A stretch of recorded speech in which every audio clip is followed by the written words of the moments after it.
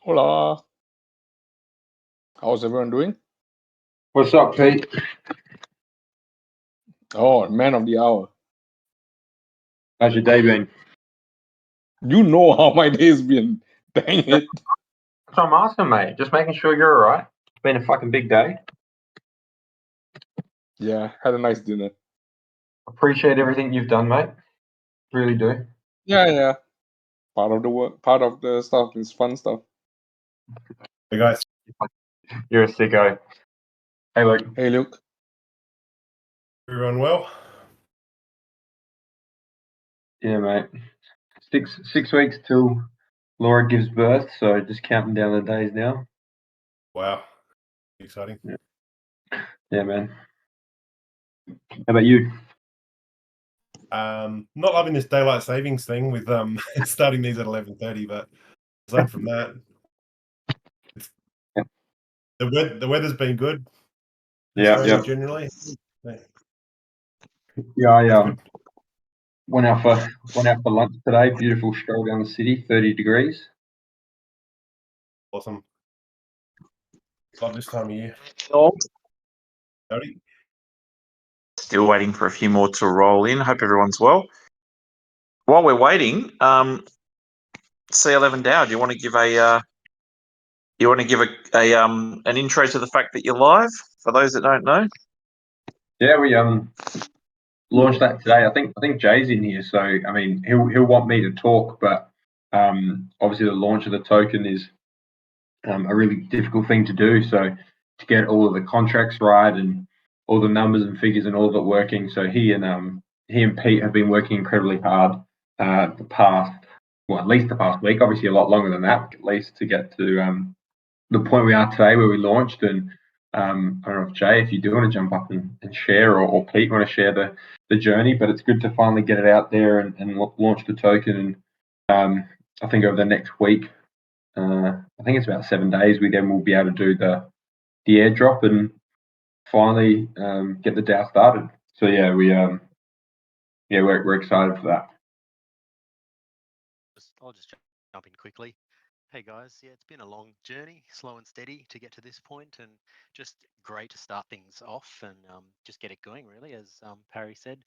And yeah, yesterday was sort of the launch, and today with contracts and Pete working incredibly hard to get things, the contracts written and all his devs and things up and running, tested, and the staking pools up and running without a hitch. So yeah, everything went well and everything's go. So from here on, then there's the airdrop and away we go. So it's all good. Yep. Thanks to everyone who's supported us, and yeah, jump in and join the conversation, and let's create some great VR experiences. I probably do want to add as well. It always surprises me, but how easily I believe the farms and everything worked on RFOX Finance. I was following the discussion in a private chat with Jay and Pete with the being deployed, and Jay was doing staking, doing trading, getting the LP and staking all fairly seamlessly. I didn't see too much drama unless it was hidden really well. It looked like it was all fairly smooth. So if that's the type of onboarding or experience that a person's going to get when they start to use RFOX Finance, and as that grows, that's an incredibly smooth experience. So props to you guys with that as well. Yeah, I think the team's done a great job on that, and that's good. That's a great piece of feedback. And I think the thing is that we sort of internalize as a team all the time how difficult it is to do things in this space. And I think it's one of our biggest pet gripes is the fact that we'd love to be able to offer a lot more simplicity into the onboarding and usage, but we know that that's something that industry wide. It's still no excuse, but ultimately we're putting as much time and effort as we can into trying to make this as simple as possible for people, from anything from voice prompted AI tools to right the way through to any type of onboarding or joining. It always has to be a mission of ours to make sure it's easier and easier. So congratulations, guys. Get over and check out C11 DAO's space and follow their journey and see what they're up to. I think it's a big head start as well. The fact that you've got some really good projects, but you've also got a space, and you're also it's not like you're all sitting around with a piece of paper and trying to work out what next. At least you've got a good start. So we wish you the best of success. Luke, do you want to start with some product stuff? I can. I heard Red Pills from last week. And so he's covered off all the PI stuff, which was good. There's a lot in that. I heard that he gave you some good detail and everything, so that was great. I don't want to reiterate or rehash it, what he's already covered, but there's a bunch of stuff happening at the moment, not just in the actual builds and the product side itself, but around those as well. So there's a DJ event coming up. There's more than one DJ event coming up in the very near future. So we're testing a build in readiness for that. So we've got a new build that we're going to push out for that. We've been doing some testing on today, and that all worked really well, the DJ side of things. We want to make sure that all devices work properly, that there's no issues with particular devices being left out or having problems when the actual event happens. The DJ set's really cool as well, so we want to do some justice to that. But that should be a lot of fun. So it will be a build. We just need to anything we're really waiting on now is we've made the citizen models more efficient. So basically we've just improved them, improved some of the performance of those basically. So we've made them a bit less heavy. So basically we should have less issues with loading and all that sort of stuff. With the last set that we uploaded, we had some problems with just poly count. So basically the when you have a whole bunch of them in one scene, they were getting quite heavy, and it was causing some people issues, and also when they were loading, they were taking a little while to load up for people to see. So if you go in as an RPM and then someone else comes in as one of the citizen models, you didn't see it straight away. It had to load for you. So we've worked on that to try and improve them a bit. There were some color issues as well, where some of the attributes of the citizens, the colors didn't quite match the actual NFT. So they've been fixed up as well. So we're waiting for those to upload at the moment, and they're paired with the build, so we have to sort of time that right. The other thing that's whether it may be in this build, it's already in the build. We're just not sure if we're going to turn it on yet, but we've got Lake in there, and Lake is for anyone that doesn't know, is virtual Luke. He's a bit more realistic than the other NPCs that we've got, but we're using the same LLM, the language model in the back end. So it's more about the aesthetics. He just looks a lot more realistic. He's got lip syncing and stuff. I'll show you a little video afterwards of how that looks. He's got a weird t-shirt thing going on at the moment. He's got a few holes in his t-shirt. He looks like he's been up all night, and he looks like he's had a few hard nights in a row. So it's actually very realistic. So that's very similar to you then, Luke. As I'm saying, it's super realistic. Yeah, and they nailed it. He looks a bit tired as well. Bill said he's got a bit of a junkie vibe going on about him, but he's a lovely guy, so I won't say that about him. So we've also made some improvements to the skyboxes, so they're a little bit more lightweight as well, and they're generally performing a bit better. This is a little bit down the track, this next one, but there's some new quarters coming. So not as in the last two quarters, but redesign of the current quarters. We'll give you some more information before they're released, but they're way more.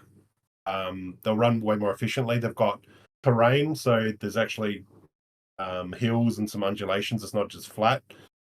Improved textures, We've added nav mesh, which will allow us to have navigating of NPCs and pets around the quarters, so they'll actually be able to move around. And we're hoping that will have a good impact on the frames per second as well, because it is definitely more lightweight the way we've done it.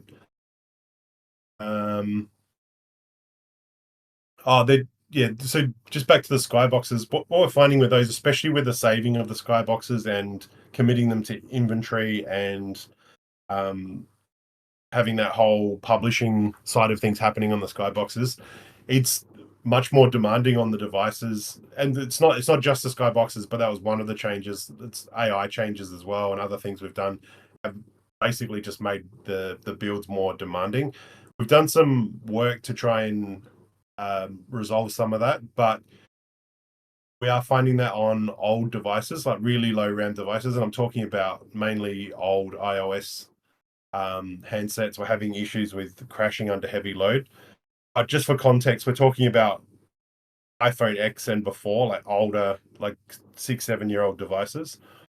The issue is with them is that they have 3 gig of RAM and it's shared RAM, and the operating systems now, like the more recent, or I'm not even sure what they went up to, but the more recent operating systems are using a big chunk of that. So we've got a very, very small amount of RAM to work with on those devices.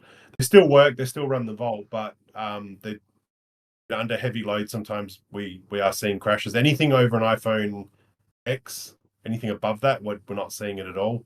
On basically all of the Android devices we've tested, we haven't seen it either. So it's just that particular thing. But I just wanted to warn people, that's all. We're going to have a good think about how we do this, because having 1 or 1.5 gig of available RAM is just not going to work going forward. It's just going to be a problem. So we'll deal with that, but just a heads up. Also, the other thing I just wanted to mention, which is not necessarily straight product related, but I got a Quest 3 delivered this week, and the good news is the Vault runs really well on it. It doesn't just run; it's running really, really smoothly. So the main things I'm noticing are just general smoothness. So obviously the frames per second are up; they're much higher than they are on the Quest 2, and that's immediately obvious. Obviously the screens are better quality, so and it's got auto upscaling and stuff in it, so things just look crisper. Download speeds are much improved. So they've got a much better Wi-Fi chip. They've got Wi-Fi 6 chips in them, and I'm noticing that when I'm downloading stuff, that's happening a lot faster. General load times have improved. The whole thing just feels much more solid. So I mean, it's pretty clear now that hardware has a lot to do with the performance and how it behaves. And we just need to use it as a bit of a measuring stick going forward, I think, and try and get the Quest 2 to run the same way. Just keep working on efficiency and keep fine-tuning it to get it to that same level, because it definitely makes a difference, and it's quite noticeable. So obviously there's tens of millions of Quest 2s around the world at the moment, so we need to support those. And it's gonna take a little while for these Quest 3s to become the norm, but in the meantime, we obviously have to do our best to support both. And I know there's been a lot of apps that I've seen where they've announced that they'll have basically two versions, one for the Quest 3 and one for the Quest 2, with some upscaled graphics and things. And that's potentially we could have 2 different endpoints, but I think it's in the short term, I think it just makes sense to make the Quest 2 run more efficiently and do what we need to do to get that up to scratch. And just in regards to your other question about can you visit the Vault on your laptop desktop anytime soon, what does work right now is Mac. So on a Mac, you can actually load the iOS version of the Vault, and it runs natively and looks great and performs really well. PC will happen, but what that will take the form of will be WebGL, which Red Pill sort of touched on last week. So it'll be we're going to start doing some testing on web-based builds. So that will be the more likely scenario for running on a PC, and then that makes it pretty universal as well. You can run it on PCs and Macs and all sorts of stuff. That's the way we'll attack that for desktop versions anyway. It'll be much more flexible, and we don't have to worry about distributing builds and things like we were doing on PC before, which was the main issue. I talked about this a while ago, but one of the main problems we had with PC was actually how to distribute those builds safely. And there's Steam and some other options, but they had NFT hangups, and we didn't think that was going to be a viable option anyway. But I think WebGL is going to be the go. We just need to do some testing on it and find out exactly which functions work, because some things will and won't work, and what sort of experience we have. If we can get it really close, I think that's a no-brainer. All right, let me bring my video up. All right, can everyone see that?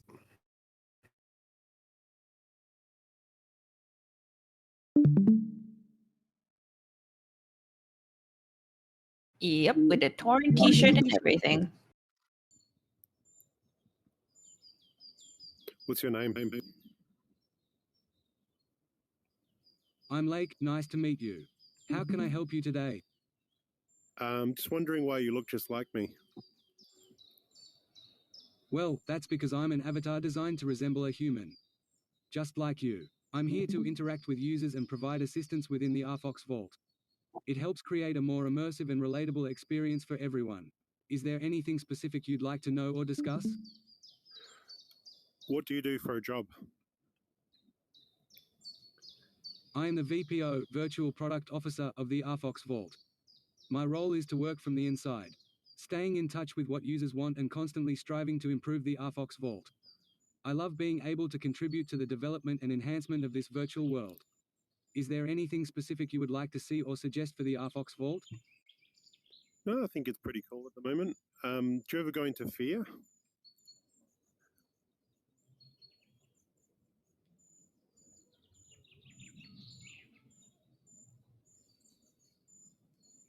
Do you ever go into fear? Yes, I do go into fear occasionally. However, I must admit that I'm a bit scared to fully immerse myself in it now that I live in the Metaverse. It all feels more real. And there's a saying that if you die in the Metaverse, your real-life counterpart will also perish. So, I approach fear with caution. But it can still be an exciting and thrilling experience.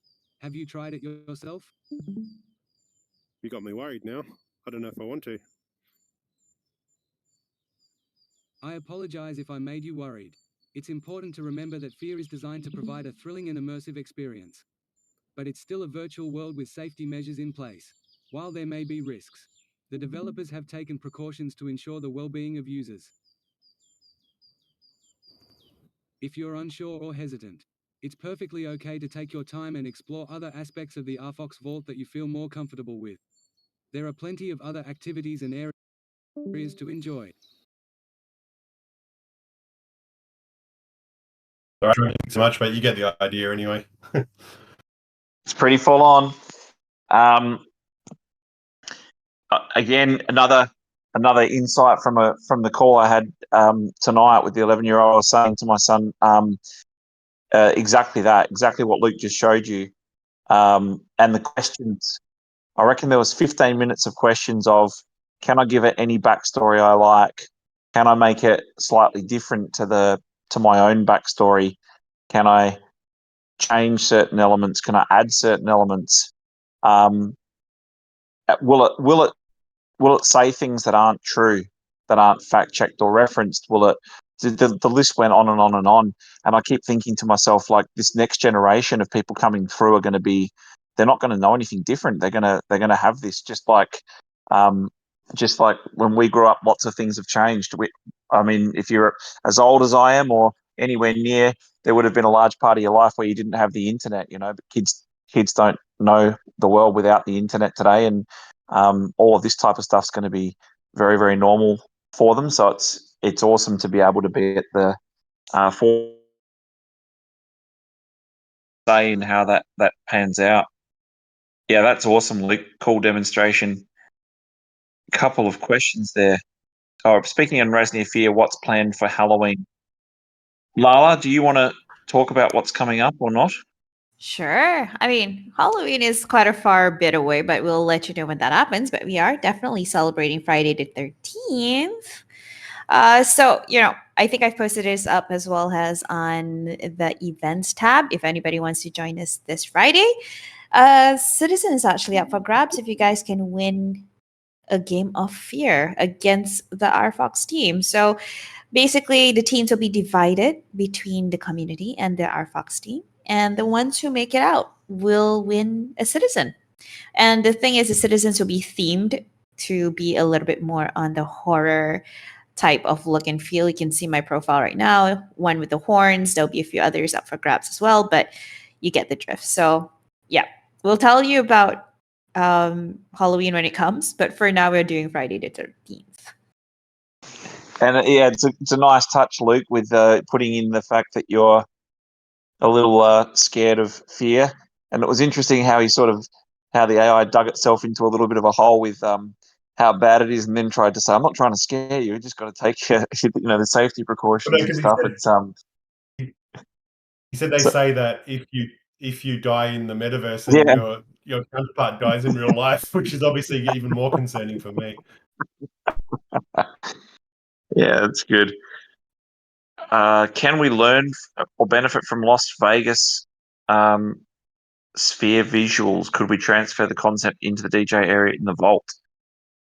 What in particular are you talking about? The graphics and how they change inside of the sphere, and the fact that you can do advertising and visuals and that type of stuff?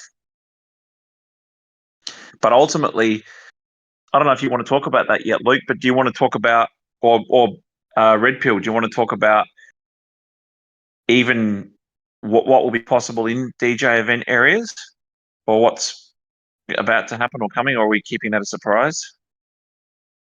Oh, I think I actually already spilled it last week, so Yeah, Oh, okay. I think it's fine to talk about it. As you know, the DJ scene is actually also going to be one template for district owners, and you'll be able to change the skybox. And the back area of the DJ scene was built in a way that it has this huge, sphere around it, and that will be fully removed, and owners will be able to change that to whatever skybox they want. And that would be pretty cool because you have, special events for certain DJs, and the DJs can come in the day before and, change the skybox, and you have, a more immersive experience for that. And obviously, you can also, like, one thing we discussed was, what if we do that skybox animated? So let's say you have visuals there similar like you were talking about with the Las Vegas Sphere, and it's definitely something we're going to look into as well. So yeah, we are looking into it. I think it is an option. It might even be supported at some point by the integration that we're using right now for the skybox. But yeah, it's first we'll start with the static one, and then we're iterating. We had also a couple of ideas by things like scanning a club from the inside with a leader scanner, and then putting that as the skybox, so you could actually basically walk through a club, like a real world club, kind of a digital twin of that club, and have the DJ event in there. Yeah, there are a lot of ideas we have, and some of them we will try. Thank you, mate. I think that's as we sort of develop the ability for people to customize spaces and stuff, that it's the natural progression is for that to extend to further areas as well, and obviously that will then extend. So I think it's really exciting to think about where we started from. If you can remember, for those of you who were here in the beginning, can you remember the first version? It was kind of like there was this flying mode, and you couldn't actually enter a lot of the buildings.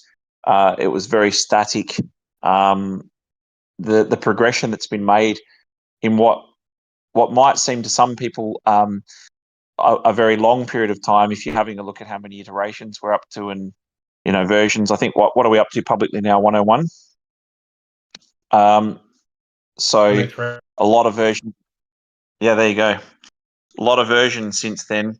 A lot of progression's been made. So it's awesome to see how far the team's come and what's now on offer. And it's also pretty exciting to think about the fact that it'll expedite the build out, and what we offer will transition much more quickly than it has in the past. Once you've got that platform stable and out, the offerings will flow very fast.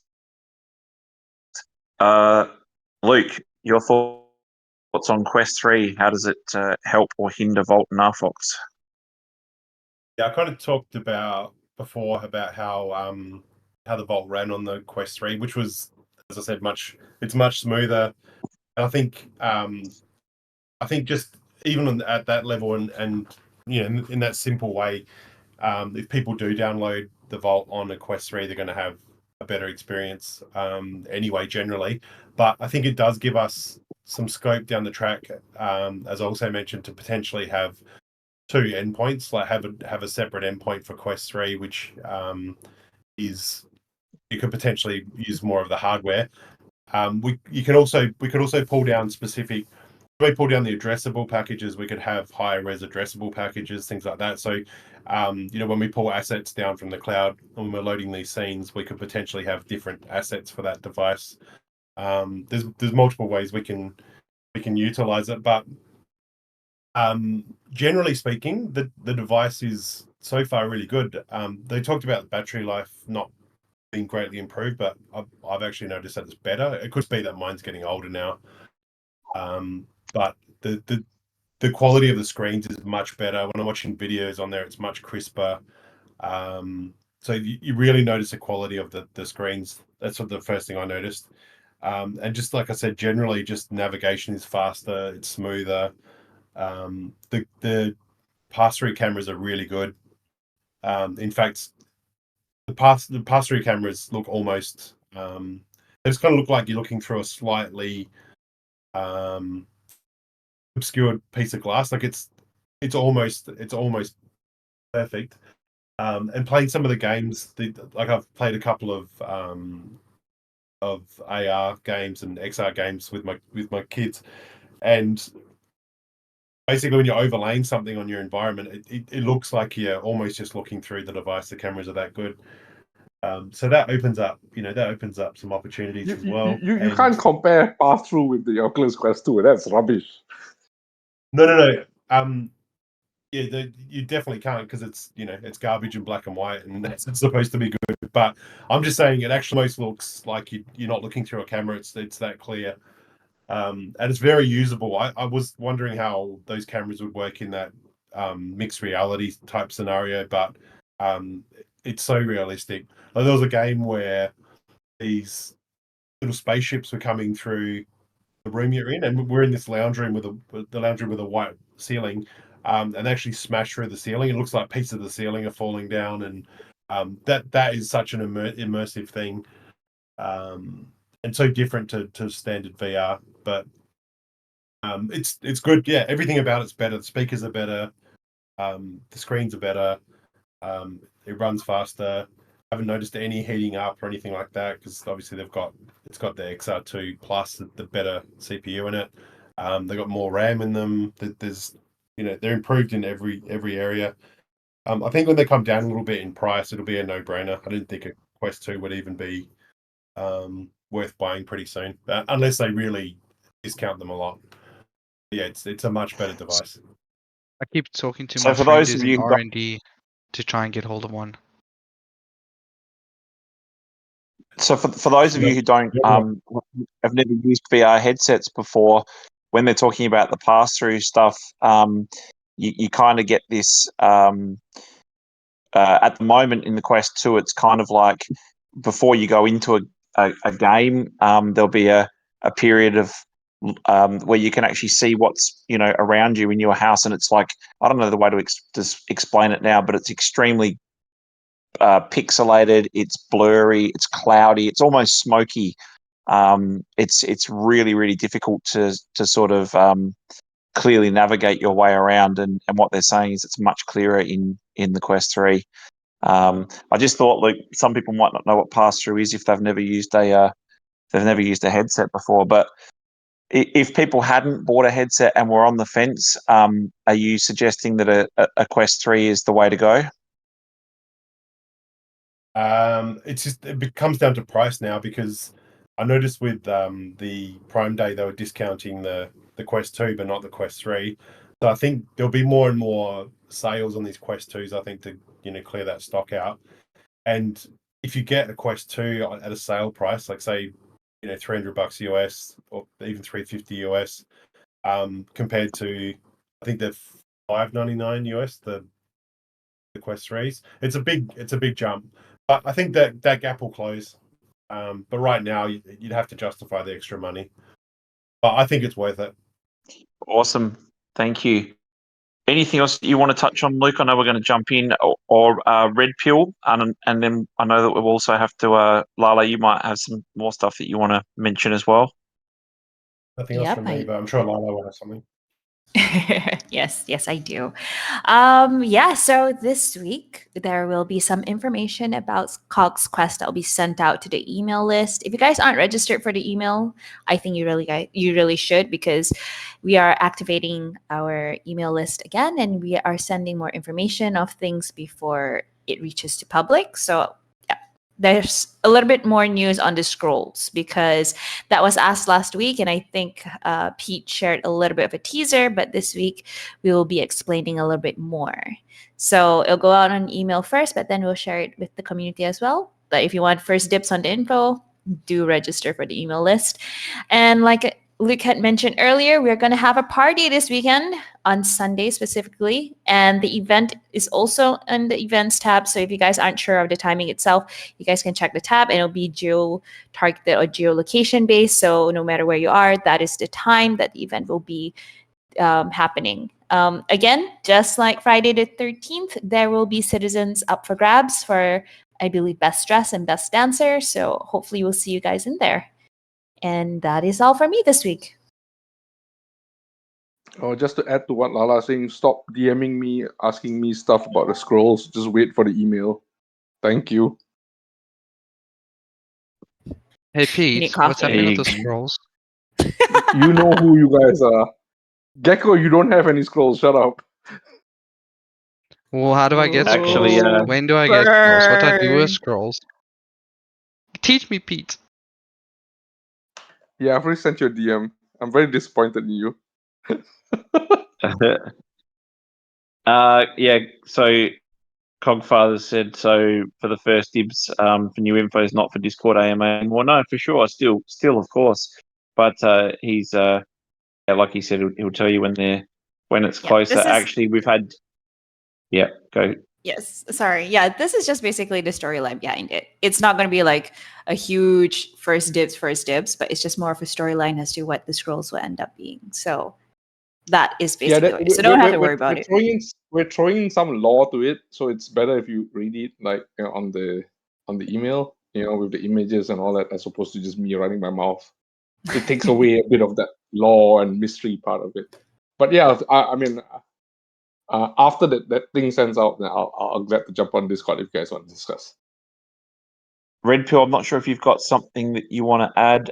Pete, do you have anything more on anything else that you want to add on the COG side, or is it just steering clear? No, I think Lala yelled at me for saying dropping the teaser last week, so I'm gonna keep my mouth shut. What? Did not. My questions that I've been sent are all in relation to Quest 3, which we've covered. C11 DAO. I think the pools have been shared somewhere.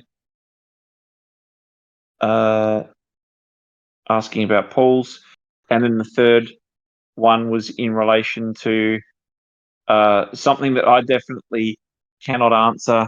I don't know if anyone else in the team wants to tackle it, and it was in relation to with what's going on in the world at the moment. I won't go into the way they've written that, but what do you think this would mean about that? Yeah, what do you think this will mean for crypto? Do you think it will have its day in the sun, or do you think that it will make it more challenging in the interim? I've got no idea. I don't think anyone knows that. Ultimately, I think the value proposition hasn't changed. Many narratives will say that it should expedite the adoption because of the fact that people are moving money across borders and All the rest of it, others will say regulations will tighten. It's very, very hard to say, but ultimately, that's what crypto's built for, right? It's built for times like this, so it'll be interesting to see. I don't know if anyone wants to share their views, but I don't think any of us have a crystal ball, but yeah, feel free to jump in. Nope, it is a touchy subject. Red Pill, anything you want to update from your side, or Urban Gecko? I'm excited for CitiXens. That's all I'm gonna say. Oh, for sure. Okay, so Luke, are we jumping in? Yeah, sure. Let's do it. I think it's time for people to get whipped in some beer pong. Oh man, that sounds good. Yeah, let's see if the Quest 3 makes you any better at beer pong, Luke. He's just gonna watch himself lose in higher FPS. It's probably got some sort of like auto shame playback as well.